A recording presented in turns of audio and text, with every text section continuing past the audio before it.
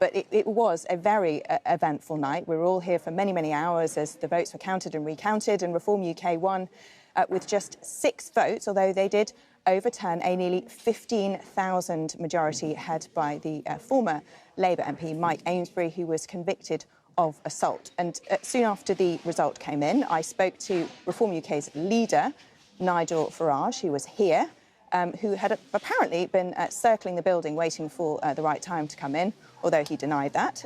But he was, as you'd expect, very happy. But is it true you were circling the area waiting to pounce at the given moment? I've never heard such baloney in all my life.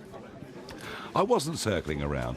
I was in a house a few miles away, sitting watching not just this result, but other results coming in around the country. And look, you know, we've dug very deep into the Labour vote in parts of the north of England, very deep into the Conservative vote in Lincolnshire, Staffordshire, other places like that. Obviously much more to come tomorrow.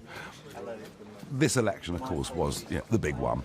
We won it by 6 votes, but I was going to come anyway, whether we won or lost by 6 votes. A, to support our candidate, and B, to show that in one of Labour's safest seats in Britain, we are now a competitor.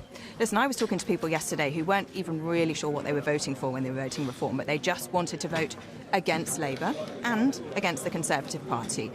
Does that bother you? Because it suggests this might be a short-lived... If you can tell me what the Conservative Party stand for, I'll give you a tenner. And Keir Starmer seems to be tic-tacking all over the place in terms of... Now, people know when they vote for us, we are a party that comes out of the Brexit movement. They all know that. We're a party that believes in control of borders. They all know that. And we're a party that says young men coming to Britain illegally across the Channel should not be allowed to stay. And it's extraordinary that in Runcorn alone, there are 750 of them. But you've kind of whipped up that anti-migration sentiment. It's not migration, it's illegal immigration. Let's get this right. But that's not necessarily the distinction that people who are voting are making, because some of those who were talking to me yesterday... No, they're living in the streets here. They're living in streets here.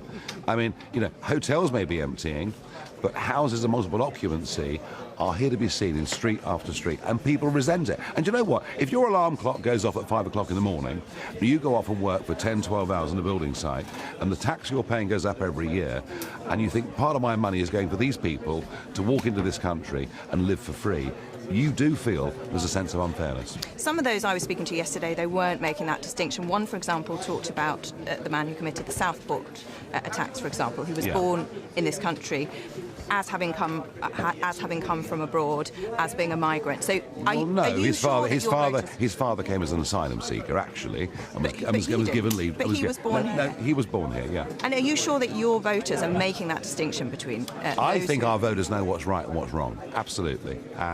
And it's quite interesting. I mean, the last general election, we had more of the black and ethnic minorities voting for us than the Liberal Democrats did. People know what's right and what's wrong. And coming to Britain illegally across the English Channel, I promise you, it was an issue that damaged the Conservatives.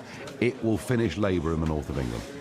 Do you think that Sarah Pochin's going to help you with your woman problem? Because not very many women vote Reform UK, do they? Not true.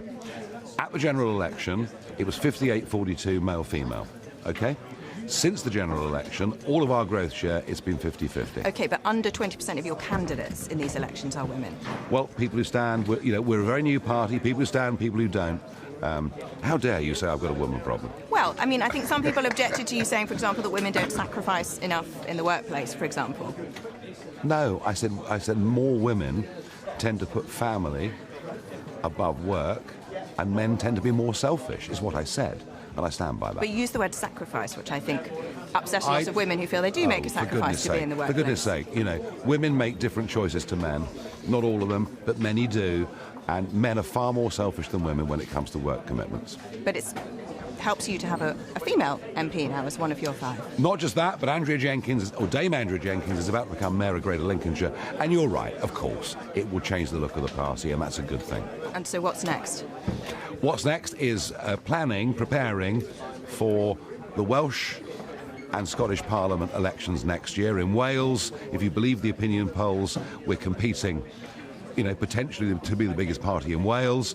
And in Scotland, we've made great advances, and the Conservative Party there has almost disappeared. And one of the big messages tonight, and we've seen this in mayoral elections, 3 that we've come very close to winning and not one, is the Conservative vote has been the wasted vote.